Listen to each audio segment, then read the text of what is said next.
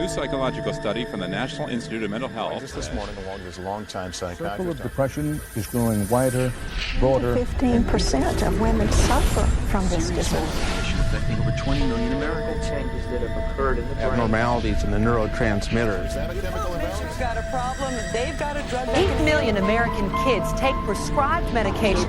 Need psychiatric care. But what if the criminal is mentally ill? The punishment, a form of aversion therapy. And appears on the show, but I want to... Seasonal affective disorder. OCD. Oppositional defiant disorder.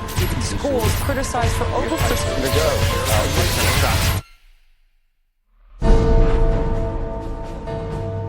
Everywhere you look, there it is. Think psychiatry has nothing to do with you? Think again. The whole field of psychiatry has gotten into every facet of your life. They basically believe that everyone is mentally ill. You smoke too much, it's a disease. You're too unhappy, it's a disease. You're too thin, it's a disease. You're too fat, it's a disease. Where are these coming from? These are coming from the minds of psychiatrists that are dreaming these things up, writing papers and getting published with their names on it, creating these new diseases. First he said that I had ADD.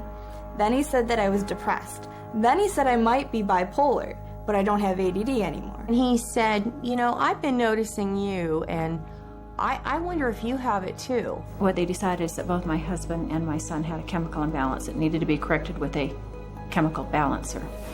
There is not one shred of credible evidence that any respectable scientist would consider valid, demonstrating that anything that psychiatrists call mental illness are brain diseases or biochemical imbalances. It's all fraud. There's no reliability of diagnosis, and there is no science. It's just pseudoscience. It's pretend science. This is one of the most open secrets in all of America in the psychiatric field, that nothing is being done that's legitimate, and they're billing for it. Psychiatrists claim that over 1 billion of the world's population is mentally ill. In the past 35 years, the number of people taking psychiatric drugs has more than tripled to over 120 million users today. And right now, they drug 20 million school children with stimulants and other psychotropic drugs. When recently asked about the scientific basis of their profession, those psychiatrists willing to be interviewed offered nothing but excuses.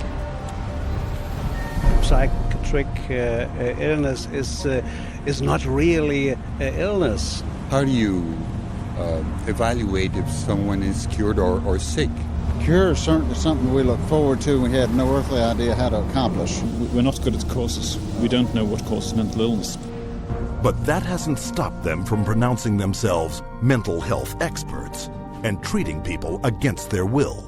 And the results are self-evident. This psychiatrist, man who's supposed to work to heal people, has done nothing but destroy this man's life, and in destroying his life, destroying the lives of all of his loved ones. Excuse me. They've damaged and ruined my son, and they've trapped him in a system. The way that they treated him, it made him feel like he was worthless. Bryant was being kept dumb and high on Ritalin so that they could make $2,500 per month. He gave me Valium, and I got addicted to it. It wiped out my life. My life has been ruined. My joy has been stolen. She was laying there. She took two gasps of air and died right there in front of me. It is really tragic. It's awful. And it's being done for money. That's why it's being done. Oh, it's got to be in the billions. I don't know the exact number, but it's got to be in the billions. It's just unbelievable. This is so big that it boggles the mind. Take the human tragedy you have just seen and multiply it by the millions. Since 1965, nearly twice as many Americans died in government psychiatric hospitals than U.S. soldiers killed in battle in all wars since 1775. U.S. government and private insurance pay out $100 billion every year for psychiatric services, substantially inflating the cost of medical insurance premiums. And while raking in nearly $1/3 of $1 trillion annually, psychiatry cannot point to a single cure. Hard to believe?